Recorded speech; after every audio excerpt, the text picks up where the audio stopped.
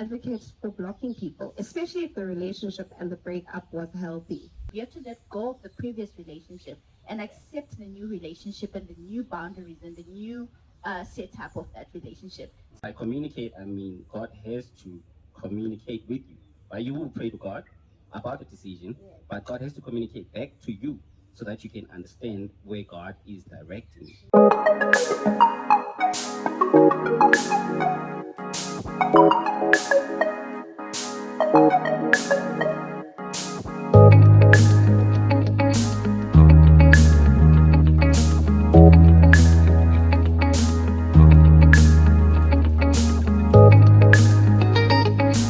Hello everybody and welcome to my channel. Thank you so very much. My name is Thubelihle Maduma and this is God and Growth, a channel that is dedicated into fostering personal relationships with God and also encouraging holistic growth through personal experiences and professional expertise. I am so excited. As you can see, I am not seated alone today. I have an entire team with me. This is the Growth Table team. As I said, my name is Thubelihle Maduma. Who are you? My name is Thubelihle Maduma. Mm-hmm. I'm very happy to be part of this team. Hi everyone, my name is Melissa. Melissa Nkosi. Hi, my name is Khomotso Modise, and I'm thrilled to be here. Thank you so much, guys, for honoring my invitation.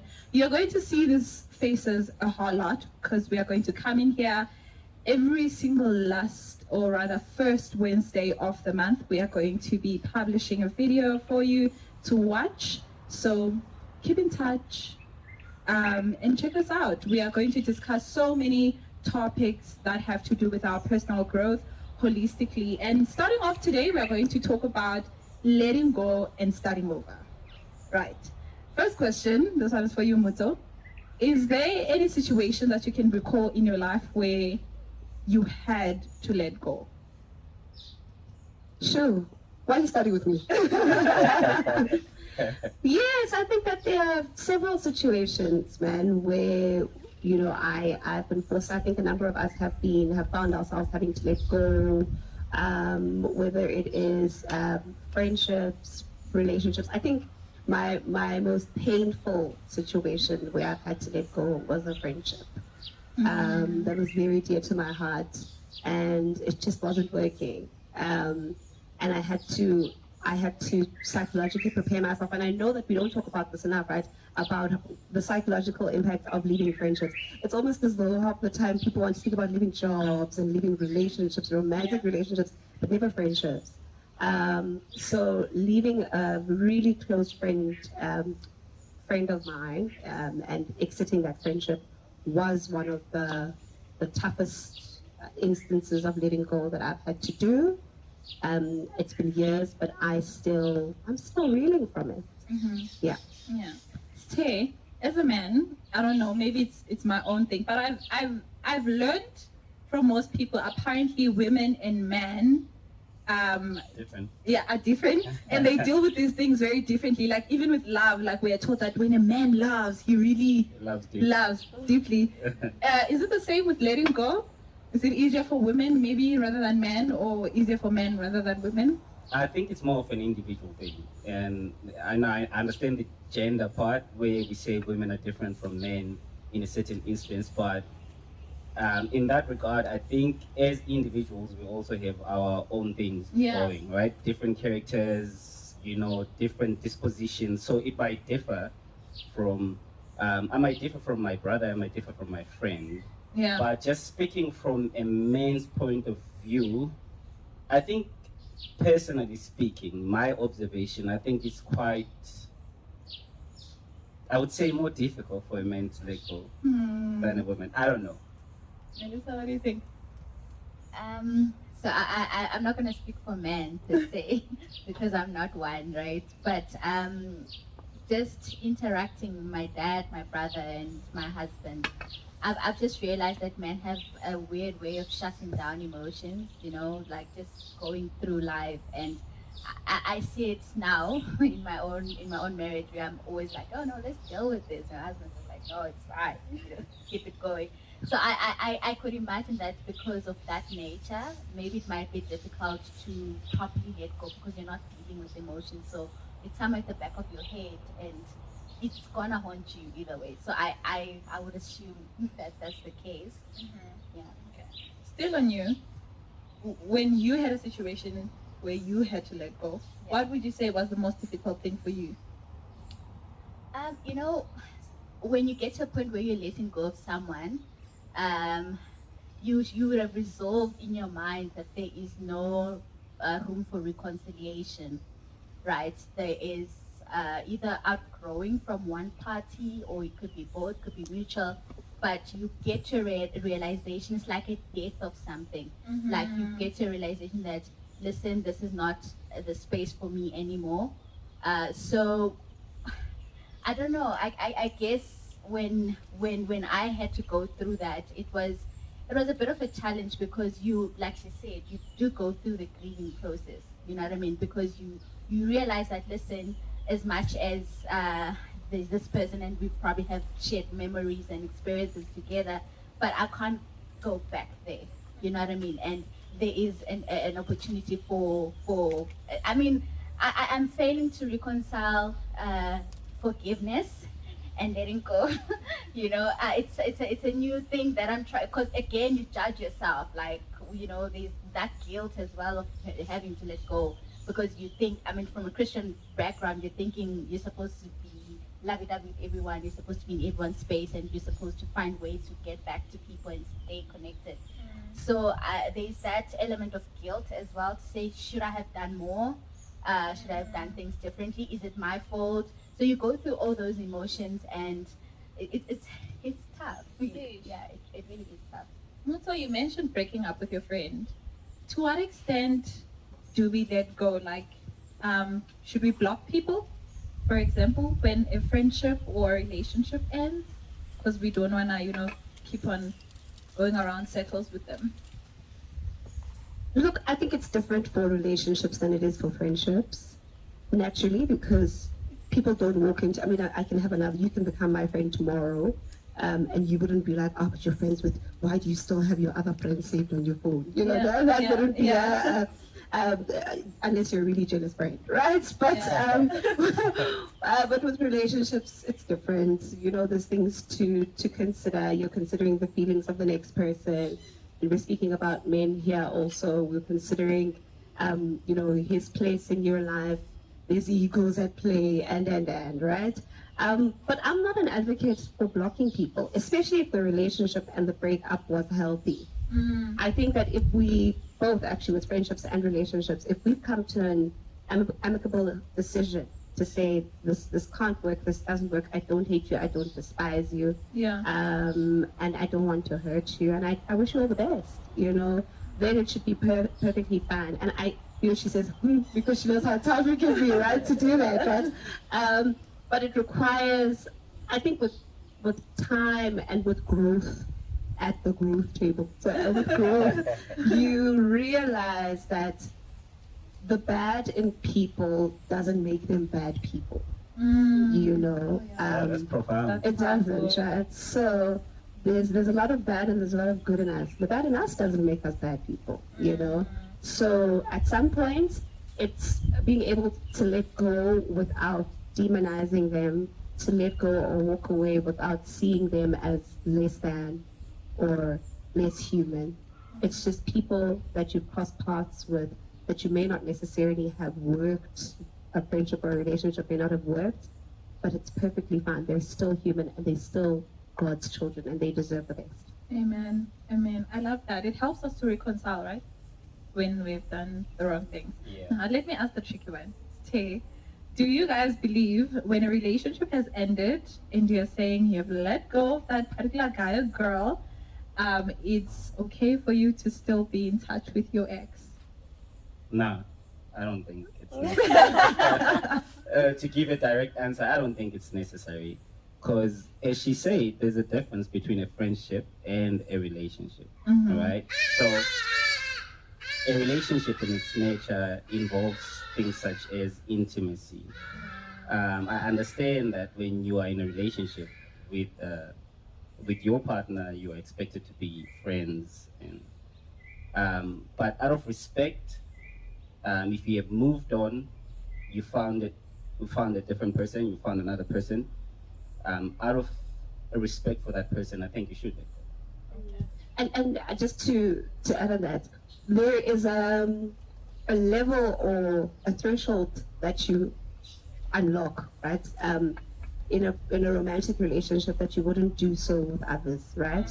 A level of intimacy that you reach with this person that other people, not your mother, not your father, not your friends, break into, right? And you do that because you're hoping, or you have, in the instance of a marriage, are hoping to live and be with this person forever.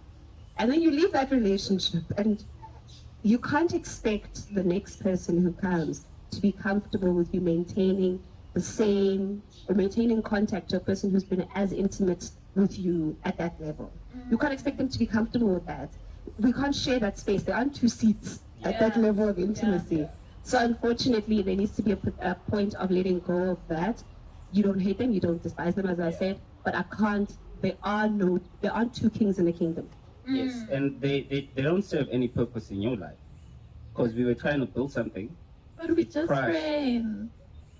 We have a history. Can I differ slightly, right? Yeah. In this scenario, for example, because we're talking about intimate relationships, Yes. let's talk about people who've been married and they've got kids together, Yeah. right? There are certain instances where you can't just do away with someone, right? Because you've created life together. There's still room for healthy co-parenting, Yeah. right? Where you understand that you may not have the same relationship, but you understand what brings you together. It may not be the intimacy, the love, and everything, but you can still be able to be in the same room, because sometimes it happens. It's not as black and white where you can just say, "I'll never see you again. I can't cross paths with you again. When I see you now, I'm finding a hole to hide because I'm not supposed to be in your space because we are done."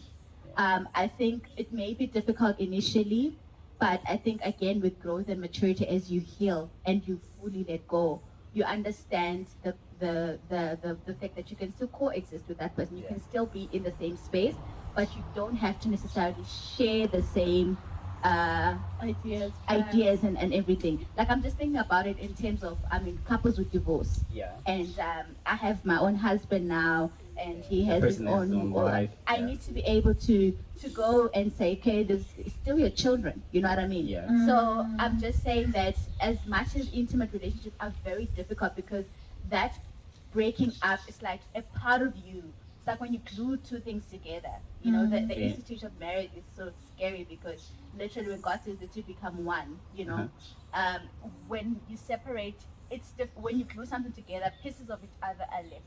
Yeah, with on each both other, sides. you know Yeah. what I mean? This is why it's so difficult to coexist with that person, because you see parts of yourself in there that you can no longer have, and it's really painful to constantly be in that. But at the same time, there are instances where you can't just say cut. Cut. You know what I mean? You have to let go the idea of your union, but you need to still understand that there is other things that still require That still push you together. to be together. You know, Yeah. it may not be together in that sense. Your relationship can transition to a different, like friends, like what you're saying. You know, when people say, "I can't be friends with my ex," you know, for most people it's true, but in some scenarios it doesn't work out like that. Like I'm telling you, in the instance of co-parenting, that's where you need to accept the transition of the relationship. You have to let go of the previous relationship and accept the new relationship and the new boundaries and the new setup of that relationship. So letting go may be the relationship, but not of the person sometimes. Oh, okay. You know what I mean? No, It may be the that's nature profound, of the relationship, but not necessarily the person. It doesn't always work out. Yeah. I was about to ask, because I was about to ask, what does letting go look like then? First, can you let go of the person, of even the relationship? If this person is caught, I'm trying to think, and I don't think I've got the emotional maturity, right? I don't think I've reached that level. Just, to be able to continue as normal and just life this is just normal, and we've got children with this person, and I don't know. I'm trying to picture myself, and maybe if it were to happen, God forbid, I would have to do it, right? But what does letting go then look like? Does that mean boundaries? Yeah. Definitely. Does that mean boundaries? Does that mean bringing in the third party, my new partner, his new partner into the conversation to create an environment that ensures that we do let go? What does it look like? I'm looking at it from, and first let me just say, I love the fact that you mentioned the possibility of not totally letting go or keeping this friendship from a point of we were married, we have children that we are sharing. But if it was just like dating, we didn't have a car together, we don't have a business together, I don't see the reason why we should forever be in our intimate space still, especially when we have moved on with other people. For me, letting go says the ideas and the plans of the future that we shared together, they are gone. So, in that sense, we don't share anything anymore. I might still like you and love you, but maybe I've realized that we don't share the same principles, we don't have the same vision. So, whatever it is that I had in mind with you, I have to let go of that. And if I don't want to constantly be reminded of it, then I need to also set boundaries. So if there are children involved, then we no longer have to talk about the house this and the house that. It's no longer our house. You have your house, I have my house. The most important thing now is to focus on the kids, their school fees. You know, maybe if I have a partner, remember we are bringing in these partners with the kids when they are used to just the two of us. It will be important, of course, for me to speak to you first before I just like randomly introduce the partners. So I think for me, letting go is starting off letting go with the ideas. Because sometimes I think we get stuck in a relationship because of those ideas. Oh, we had plans. Like people get brokenhearted because of the plans that they had, the routine that they had, more than the person being not the right person for them. But they're like, oh, who's gonna call me in the morning? But we're planning to buy a house, or we're planning to buy a car. So first of all, just letting go of that vision and that idea. And this actually brings me to the next question that I wanted to ask, to say, what is the difference between letting go and giving up? Especially when you think of you looking for a job, or you trying to get this girl and the girl is not interested in you, or you trying to run this business and the thing is not working. What is the difference between you just letting go and you giving up? Anyone? Okay. I hear the question. I think I'm just gonna answer it. But I just wanted to go back there to what we're discussing. Yeah. I just wanted to say the intricacies are very broad, guys. As I mentioned earlier on, that we are individuals, and I love the fact that you brought on the divorce part, like where the parties have to divorce and we still have the kids, right? I wanted to say that in those tiny details, of our personalities, it may vary. So I think it's quite important that you understand yourself as a person, and perhaps understand the other person. Yeah. And that's when you can come up with the boundaries, as you mentioned. Then that's when you can draw the line to say, okay, fine, I've let go of this person, but I won't let them text me in the morning. I won't let them text me. I will, things of that nature. How will it affect you in your life, and how will it affect you in the future with the person that you would have, with the person that you would have found. When it comes to letting go and giving up, um, I would say letting go. Um, you shouldn't consider letting go when it comes to things such as business. If you are in pursuit of a grand endeavor, the phrase give up shouldn't be even something that you should consider, right? But when it comes to certain forces that you do not have control over, for example, you have a partner, right?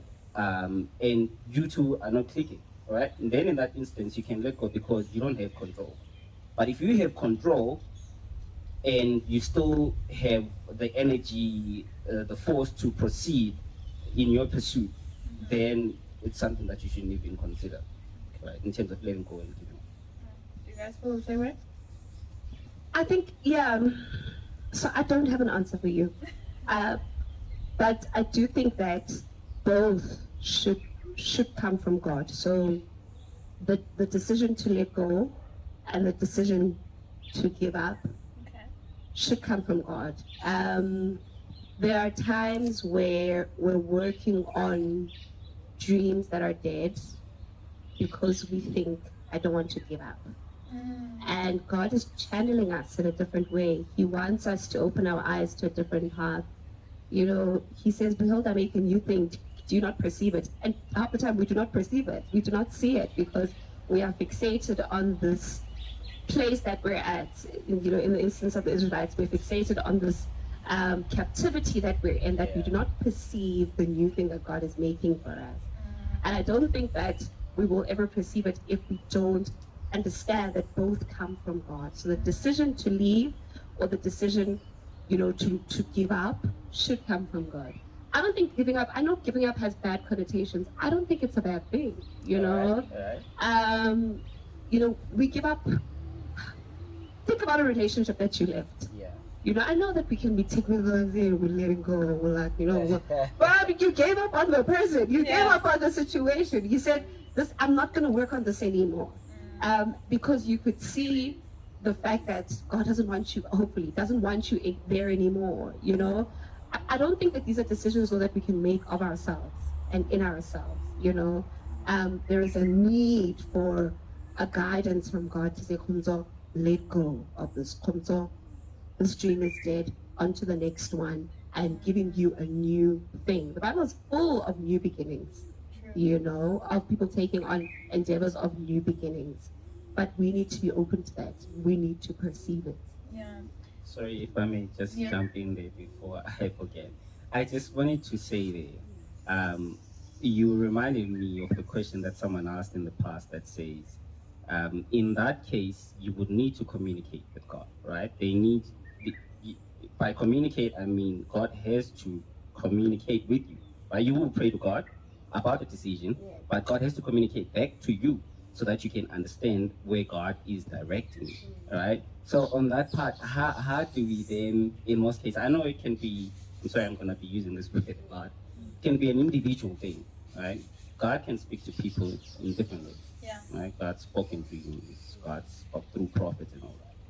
But how do you then say, I prayed about this and I've come to a conclusion as such, and I'm certain that God wants me to do this, particularly when it comes to things such as an endeavor, a dream, a project, or something of that sort. Yeah, I don't want it to be a dialogue. Can I use what I do? I don't know. Yeah, if because it I makes also, sense. yes. Yeah. So I believe in effort and faith. So I'm gonna give something my very all because whatever your hands finds to do, you must do it with all your strength and might. I believe in that, like effort and faith. I'm gonna give it my all, and I'm going to entirely trust God that He wants me to do this. First of all, in me, I know it's possible, but I always think to myself that whatever God or rather, whatever idea comes to mind, it's God given. That's what I always assume. Because my ideas, guys, now I'm weird. They'll always come at night.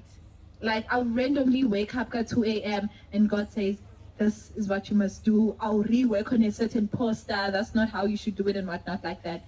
So when that has happened, I then put all in all in that particular thing, and I have this 7 thing. You know how 7 stands for completion? I'll do that thing 7 times. If on the 7th time it doesn't work out, I'm letting go. That's my strategy. That's how I deal with things. I'll try a business 7 times. I'll try to beg someone 7 times. If on the 7th one it's not working, if the walls of Jericho are not falling down, I am out. Yeah. That's how I do it. This is a very difficult question because it's not as black and white, and it's not. I can't give a generic answer. That try it 7 times. Some people may not have the capacity or the tolerance for that, you know. And I think God works differently with each and every one of us based on our weaknesses and our strengths. God looks at all of that, right? But first thing first, I think God wants us to win. That's a very fundamental belief that we need to hold. That the plans for God for myself are to prosper me. And if I have an idea, God already wants it to prosper. And like you said, you believe that God gives you those ideas, the ability. I always say to people that my biggest fear is is being broke and not knowing how to get out of it. You know, there are people who are in a situation. Okay, I'm making a financial scenario where, let's say, you don't have financial means, and not having the mind to be able to take myself out of that. So I concur with you when you say that ideas are from God. You know what I mean? Because the moment you blank out and you don't even have anything to try, any projects in mind, that's my biggest fear. That's scary. That's a form of existence I do not want to be in. Life is beautiful when we try, when we fail. Having something to wake up about and try and think about making, seeing a future and trying to build something, that in of itself is godly, because God created out of nothing. So when we step into that zone where we are creating and we're endeavoring in some project, and already we must understand completely that it is godly, and secondly, God wants you to win. So now, if God wants you to win, I need to then be able to do what I can. And I don't know, maybe sometimes something God may not want you to do a certain thing if it goes against his will and everything. Maybe he may, you know, say, okay, stop working on that dream. I've got something bigger and better for you. There are those instances. But what I'm trying to say is that when you get into something, have the mindset of no, because that goes a long way. Because you're gonna battle with your own self-belief. You know, first we doubt ourselves, imposter syndrome, and every other thing that comes along with it. You're gonna doubt yourself. But the scariest thing is not thinking that God has your back. It's one thing to doubt yourself, but it's another thing to think that God is not with you in it. You know what I mean? And God doesn't want you to win. And the moment you understand that He wants you to win, there's so much power that comes with that. Because you know that what I'm doing, because God wants it to prosper, and it could be a project of any business. We need to also understand that in whatever we do, God wants us to serve humanity. So in the projects that we do, if they're serving humanity, if they're moving the human race forward, if they're selfless in of itself, it might be profitable somehow. But if the purpose is bigger than just material things, God is always behind that. Because God is in the business of serving human beings. It could be in any form. It could be storytelling. It could be music. It could be anything that makes humans' lives better. So I think when we start operating in the ways in which God does, we understand that opportunities for failure are going to come because it's part of the process. But it's not always the indication to deviate from the dream, or it's not always a thing to say God doesn't want you to do it. So trying the same thing for a long time is not easy. But at the same time, we also need to understand that when God is in it, it's going to get to its expected end. Even the detours are going to be within the fading. Yeah. So it's not an answer, but it's. I love what you just said right now here about just like the ability to create out of nothing being godly. I'm just like, yeah. Say it again. You know, for me, that works for me. Sure, I'm sorry, I'm just so mind blown by what you just said, right? Yeah, you know. I truly believe that a relationship with God through prayer is a muscle that is constantly built by being exercised, right? You know, I used to, as a child, the one thing I witnessed my mom do a lot, and I realized that I do it now also, is that my mom prays about the smallest things. So will be going to church and she can't find something. Or she had to make last minute changes and she can't find a top or a jacket, and she will say while she's looking for things, she'll pray about it. She doesn't kneel and stop looking for the jacket because you're more than right? And I find myself doing that right now. Like I look for a calculator before an exam and I'm just like, right? And I realized that my belief in God being able to serve or to do even the small things has built me and pushed me up in my belief in him to do the big things. And I see that in my life. So the same way that you, in intimate relationships and friendships, you recognize your partner's voice. Your husband can walk in here and he won't have to even utter a word. You can smell him. Ne? You know that he's right behind you. You feel his aura. You know him. It's the same way that we should be engaging with God in terms of intimacy. Being able to identify his voice, even at times where others may say, nah, man, there's nothing that's being said, because you've been exercising this muscle and he's become what's the term? What's the English? He's become a familiar voice, one that you have regularly heard and heard from in communion. I think that the same thing applies when you're about to make big decisions, you know. In my life too, there's crossroads where you think, should I, shouldn't I? And you look for that same voice that said, here's the jacket, here's the calculator, there are your shoes, is the same voice that I seek to identify when I ask, should I walk away from this? And I know that sometimes it feels theoretic, but I do think that the same muscle that we're exercising every day, it's the same principle. It's the same principle that shows up for us. And if you are frank with yourself, then you would know. You know, I once prayed to leave a relationship. I still have a prayer. I journaled it a while ago, and I wrote the prayer down. I read it now and I laugh.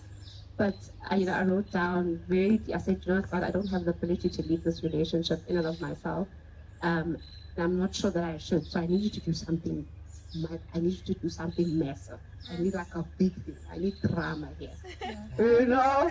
And I got drama, And my decision to leave, I didn't even have to give a reason for it because I was like, now we are born, but I had to put that down, right? And if I hadn't exercised the muscle of prayer, I would not even have been able to do that. Yeah. I love that, guys, because I think we take God's signs very lightly. Yeah. Like, I have had so many instances in my life, like you just said, you mentioned about the relationship, where you ask God, if this is the right thing that I'm supposed to do now, please let this, or please cause commotion, Jay. And zugu, there is just drama, like you said, it's the little things, like being faithful in the little things. God will trust us with the bigger things. We will not have great responsibility if we are not faithful in the little things. So if we can't commune with God and just seek his guidance in the little things, I promise you, when I started the journey of modesty, I had to ask God every time, what should I put on? Like every time. And to many people around me, it seemed silly. But from the point where I started modesty, where colors were important, the kind of fabric that you're using was important, the weather was important, I felt like I didn't have much guidance, or I didn't have much knowledge in it, that I could just do it on my own. And I realized, if I'm saying that this outfit is for the glorification of God, isn't the approval then supposed to come from him, right? And it became so easy for me then to ask him for the bigger things, because I was used to communicating with him about the small things. The smallest of things, guys. Ask God if you must go to the mall, because sometimes you mustn't, and then you get there and you waste money because you were not supposed to go there, right? I want us to quickly jump over to starting over, because obviously when you have let go of something, you have to start over somehow. So I'm going to start off with you, Mel. How many times do you think we should start over? Like, what's the limit of starting over in one's life? I'm gonna make a very cliche statement. Thomas Edison, the guy who created the bulb, apparently tried. That's so ironic, 'cause I wanted to talk about that guy. I mean, everybody goes there, you know, Yeah. because you just try to think, how does a human being have it in themselves Immense, yes. to try again that many times? You know what I mean? It looks sounds impossible. It sounds impossible, and this is why we use it as a benchmark, because we're thinking, my goodness, 1,000 times really. I mean, me by the 10th time I would have been saying, God, You let your will understand? be done. What else do you Jesus, want? maybe you think I must Yeah, make yeah. it And today, maybe. and today, here on the 7th chance, Yeah, on the like, 7th yeah, time. come on. And the You 7th time understand? would have Yeah. passed. And you know what I mean? I don't think I have that. You know? I won't lie. I think life is about getting up. You know, that's beautiful. It's all part of life. You know, it's all part of life. Yeah. All that messiness of failing and getting it right makes life interesting. Yeah. It's boring to always be, you know, on one trajectory, and you know you don't meet I'm not something. sure. For me, I think it is because it doesn't challenge your mind to a new dimension. You don't learn new ways of thinking because you've always been succeeding. COVID taught us that, you know. A lot of things had to change when COVID came. I can imagine how many people fell when COVID came.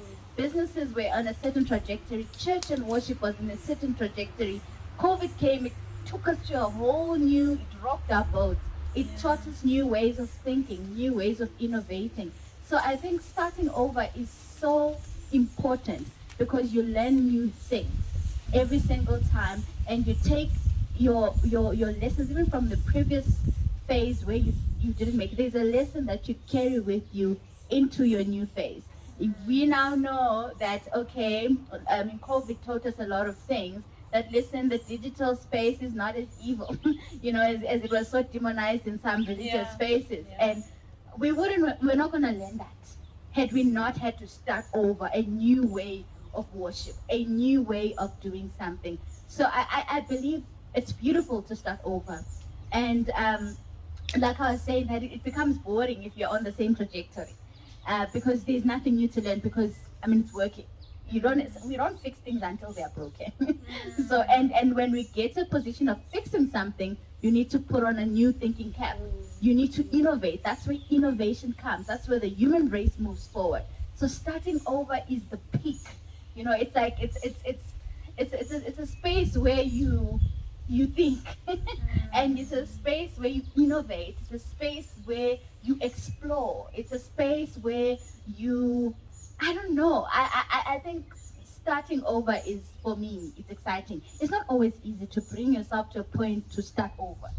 That's the ugly part. It doesn't always start neat, you know, because you have to start with the stress of having to let go what you're used to, and you have to get used to the fact that you have to get out of your comfort zone, because starting over requires new tools, a new you, a new version of you.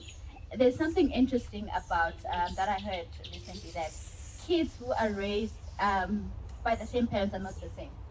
True. The Very firstborn true. is different from the secondborn, Yeah. because the secondborn was raised by different parents. Maybe they were better financially, they had a house, different jobs, different ways of living altogether. So all three kids are not going to be the same, because every child is born at different phases of their guardians. So it's necessary to start. You know, obviously we don't want to always be starting over, because there's certain things that you need to come to fruition with. You know what I mean? But starting over in and of itself is not a symbol of failure. It's not. I know it always seems like that, but it's not a symbol of failure. It's sometimes a, you know, an indication of innovation, or an indication of a new beginning, or whatever. I don't know, but yeah, that's what I think. I love the fact that you mentioned that it's not all the time that you need to start over. You know, there are things that must come into fruition. And I think for me, one of those is the spiritual aspect of one's life. Like, you cannot always be confessing your sins to God, asking you to forgive Him. Then next month again, it's the same sin, asking Him to, you know, you need to move on from that some way. Stay, can you think of a Bible character that you resonate with when it comes to starting over or letting go? starting over and letting go. One of my favorite characters in the Bible would be King Solomon. I think he had to start over, right? So he started in a very good path. You know, his graph was really heading up. You know, prayed for wisdom and everything, and his kingdom was greater than his father's. And then at some point, at the pinnacle, he tumbled because of all the women that he had. Right? He started sacrificing to their gods. At some point, that I think I heard someone saying that Solomon even sacrificed David. Right? So at some point, he was at a low, but then he had to come up again. Right? And look what that brought. That gave us the book of Ecclesiastes, right? So he had to start over. So for me, that's a character that I would consider as a person that started over. Mozo? Yeah, I think so. Just thinking about what starting over looks like, I just think about Paul after his Damascus moment, and how, you know, sometimes when we start over, we expect the world to kind of just catch on with the fact that we've started over, right? That we are new people. That I don't do that anymore. I don't know, right? But the truth is that the rate and pace of your conversion or your starting over might not necessarily be everyone's, right? And they may not be privy to the conversations that you are having with God in that starting over. I always, you know, in my mind, I always think, imagine the first believer or the first Christian that Paul had to go and ayomshumayeza now. After we all knew that you were persecuting all these people, we all knew the guy that you were, and now you are here doing this, right? And how there must have been a pushback to an extent of, is this person really, really converted? Is this person really, you know, it could not have been an easy start over. We as Christians, we know ourselves about how we can be to people that come out of prison or come out of, you know, situations, and they come to church. And I know that we put faces on and we smile and, you know, we want to welcome, and some of us going to the point of saying, oh, I want to hug this person. But the truth is there is that hesitation in many of us, right? Because we aren't privy to the conversations that those people have had with God in their start over. So your start over might not necessarily be everyone's journey. And you need to understand that it is personal. You need to understand that it is yours and it's God's. And you need to understand that, you know, people yes, they'll realize Khomotso has turned a new leaf and she's no longer a smoker at some point. You know, they might know Khomotso the smoker, but Khomotso now has decided, listen here, I'm leaving this behind me and I'm going forward, and I don't have to announce to the world. You will see as I move on that I have taken on a new journey. But I do think that there is a beauty in being able to start over. There is a beauty in being able to leave things behind and to move on, right? The start is always the toughest. It is the toughest because of the uncertainty of what's before you. You just don't know. You don't know how far you'll go. You don't know what tomorrow will yield, right? I think that's what sets you apart from those who just wallow and stay, right, in a point of comfort. It is the courage to be able to say, I may not know what's going to be happening tomorrow, but I'm trusting the one that holds tomorrow. Amen. I love that. And I think it's important for us to appreciate the opportunity to start over, because not all of us get that opportunity to start over and fix something in our lives or be better and grow. So if you do have the opportunity to start over, please use it. And be patient with yourself. You are starting over. You are letting go of certain routines, of habits, of people, of even a certain lifestyle that you might have been used to. So it will not be easy. So to be patient with yourself. I think also the most important thing is, don't try to explain yourself to everyone. Like Moza just said, people are not moving with you in your new journey. People will still look at you with the eyes that they used to look at you with when you were that person. So just because you are changing doesn't mean that they're changing with you.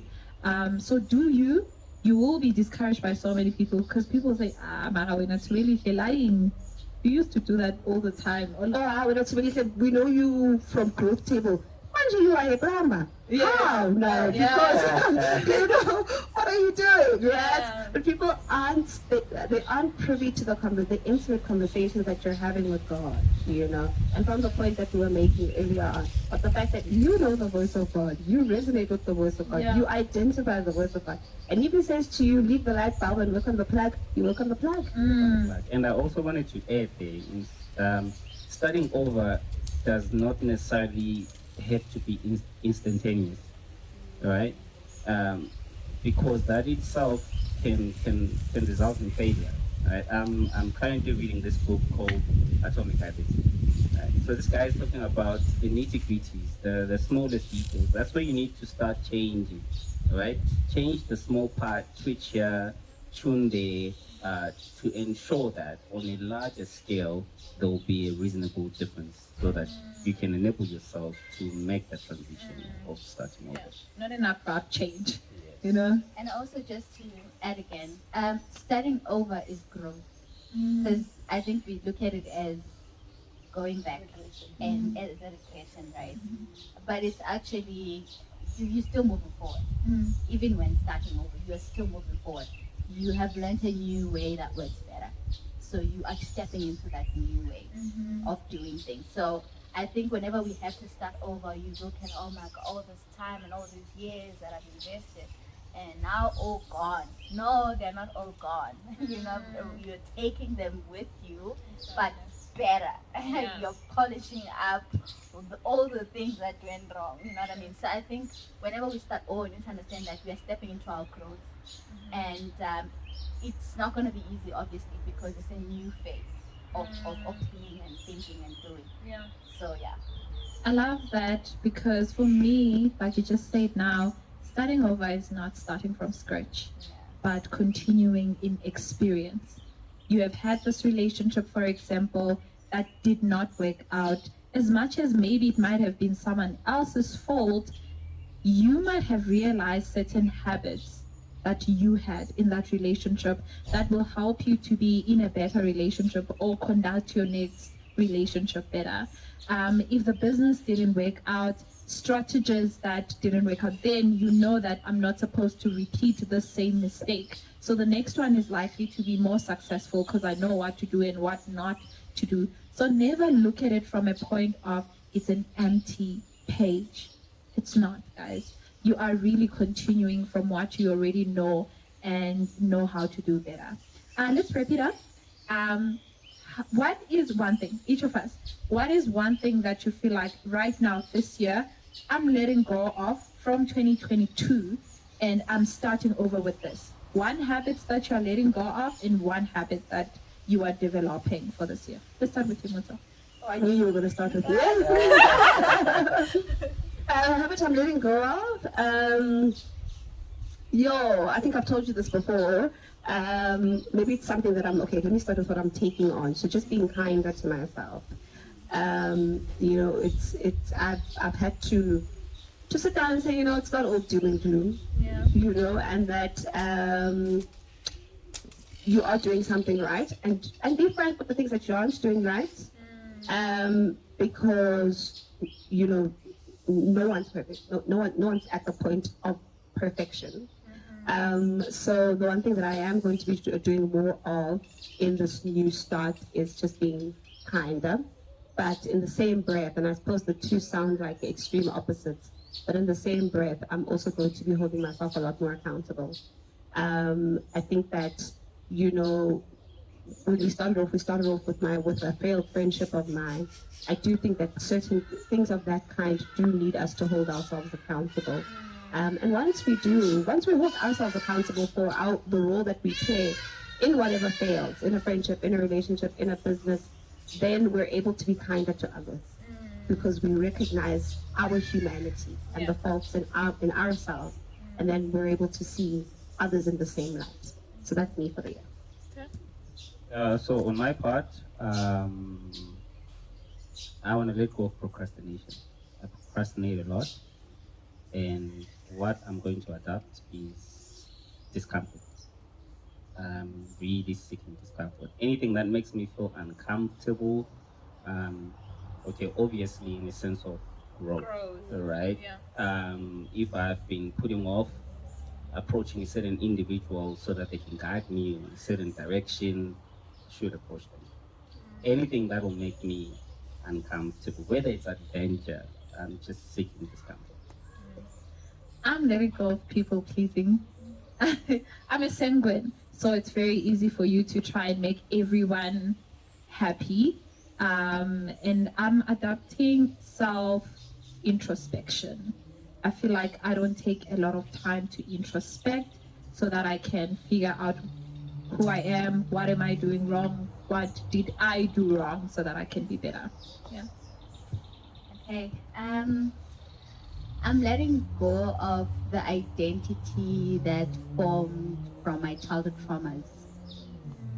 I'm letting go of my childhood traumas and all the personalities and everything, all the defense survival mode that built some parts of me.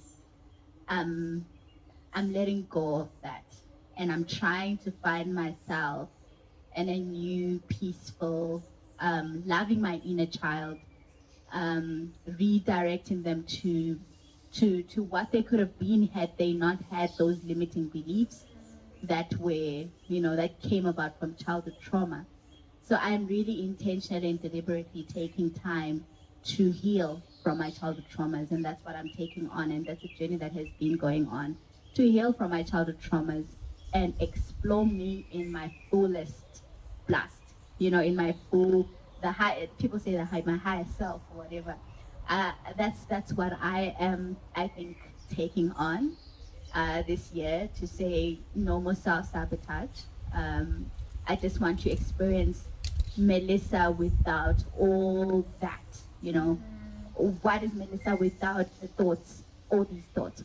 What is Melissa with this new love and joy for life and everything? And one of the things I want to also intentionally do is to travel a lot more.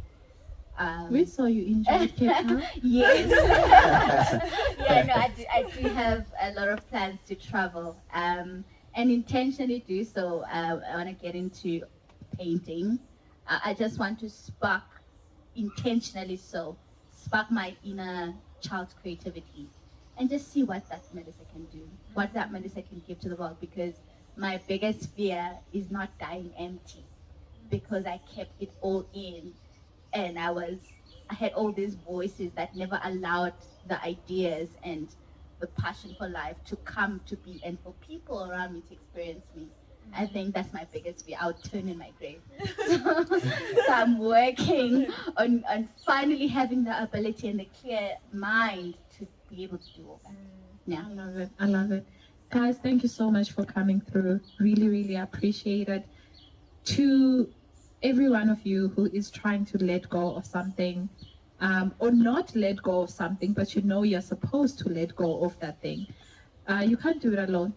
May God help you. May God strengthen you. It's not easy to let go of something that you're so used to, especially if it has become a part of you and you do not know who you are without that thing. Like it has become a part of who you define yourself as. But there's nothing that is impossible in the name of Jesus. You can do it. And do not be scared to start over. May God give you the strength also to do so. From me and my growth team, guys,